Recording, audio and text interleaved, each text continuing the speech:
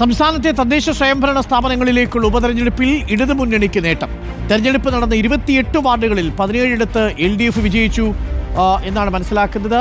UDF മുന്നേറ്റമുണ്ടാക്കിയിട്ടുണ്ട്. മറ്റിടങ്ങളിൽ BJPക്ക് ഒരു സീറ്റിൽ പോലും വിജയിക്കാനായില്ല.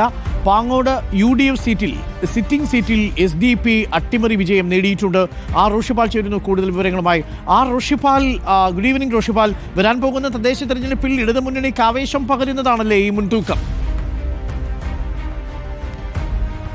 30 വാർഡുകളിലേക്ക് നടന്ന ഉപതെരഞ്ഞെടുപ്പിൽ 17ഇടത്ത് LDF ജയിക്കുമ്പോൾ അതൊരു കൃത്യമായ സൂചനയാണെന്ന് വിലയിരുത്തുകയാണ് LDF നേതൃത്വം. CPM നേതൃത്വം വലിയ പ്രതീക്ഷയോടെയാണ് ആ വിലയിരുത്തൽ നടത്തുന്നത്. CPM സംസ്ഥാന സെക്രട്ടറി കൃത്യമായി ആ രീതിയിൽ മാധ്യമങ്ങളോട് പ്രതികരിക്കുകയും ചെയ്തു.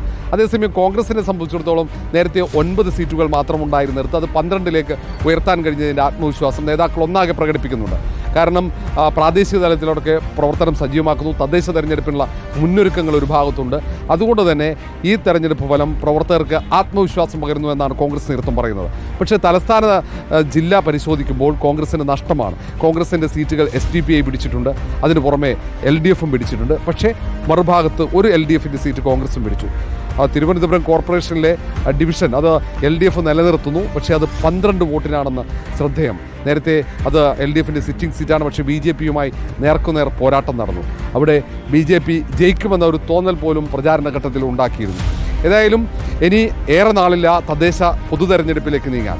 അതിൻ്റെ ഒരു സെമി ഫൈനൽ എന്ന നിലയിൽ പോലും LDFും UDFും വിലയിരുത്തുന്നുണ്ട്. ഇരുവിഭാഗവും തങ്ങൾക്ക് നേട്ടമുണ്ടായി ഈ തെരഞ്ഞെടുപ്പിൽ എന്ന വാദവുമായി തുടക്കത്തിൽ തന്നെ രംഗത്ത് വന്നു. അത് ഇരുവിഭാഗത്തിൻ്റെ പ്രവർത്തകർക്ക് ആത്മവിശ്വാസം പകരാൻ വേണ്ടിയാണ് നേതാക്കൾ ഒന്നാകെ ഇതിൽ നേട്ടമുണ്ടാക്കിയത് തങ്ങളാണെന്ന വാദവുമായി രംഗത്തിറങ്ങാൻ പ്രധാന കാരണം. തദ്ദേശ തെരഞ്ഞെടുപ്പ്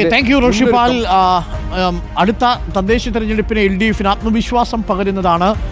ഇന്നിപ്പോൾ 30 ഇടങ്ങളിലാണ് തെരഞ്ഞെടുപ്പ് നടന്നതെങ്കിലും 2ഇടത്ത് നേരത്തെ തന്നെ സ്ഥാനാർത്ഥിയെ വിജയെ പ്രഖ്യാപിച്ചിരുന്നു. എന്നാൽ 28 ഇടങ്ങളിലാണ് യഥാർത്ഥത്തിൽ തെരഞ്ഞെടുപ്പ് നടന്നത്. 28 ഇടങ്ങളിൽ 17 ഇടങ്ങളിലും LDFിന് വിജയിക്കാൻ സാധിച്ചു എന്നുള്ളത് വലിയ ആത്മവിശ്വാസം പകരുന്നുണ്ട് LDFിന്.